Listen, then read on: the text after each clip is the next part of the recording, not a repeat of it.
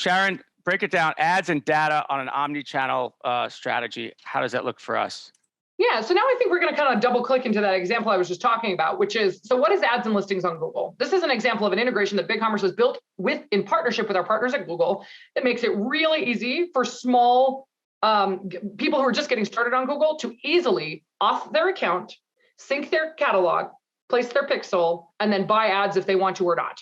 That's essentially what this example is. And so when we talk about listings on Google, Google is now surfacing shopping product results, as I'm sure you've seen in the shopping tab and otherwise. There are organic results, and then there are ads that are powered by smart shopping campaigns or other shopping campaigns in general, whether bought through smart shopping or managed directly within Google Ads. So an example, you see that example here, right, where you see an ad across the top in the Google search results. That's a shopping ad. Next slide. So what we've done is we want you to be able to seamlessly sync your product catalog with Google across search, YouTube, and the web. And if you don't have already an advertising team who is managing your campaigns for you, it doesn't mean you can't get started, because Google has exposed APIs that allow them to smartly spend your money to deliver you the conversion that you want. And so whether you work with an ad agency or whether you work with Google, leveraging pre-built integrations that folks like BigCommerce and Google have, the point here is you have an opportunity to, no matter your maturity, take advantage of these capabilities, whether it's with a one-click app where you just set your monthly budget, or whether you have a more mature strategy where you work on a specific campaign approach with an advertising agency or an internal ad buying team. So that's an example of that. We talked a little bit about data. I love this question because I love questions that have a slide answer.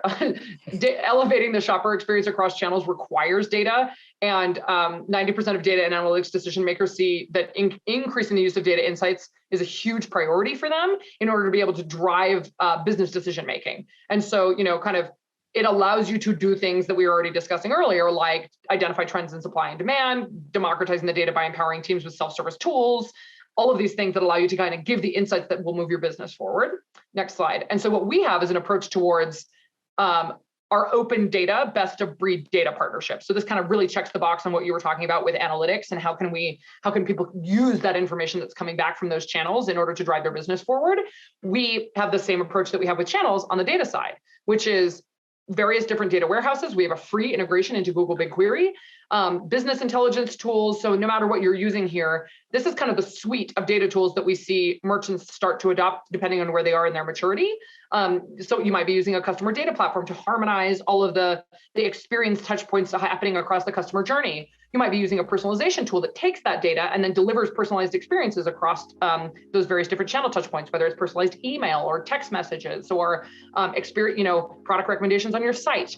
And then, of course, there are analytics tools that allow you to kind of view these cross-channel analytics in ways that that give you the visibility you need in order to be able to distill what the insights are that allow you to take action.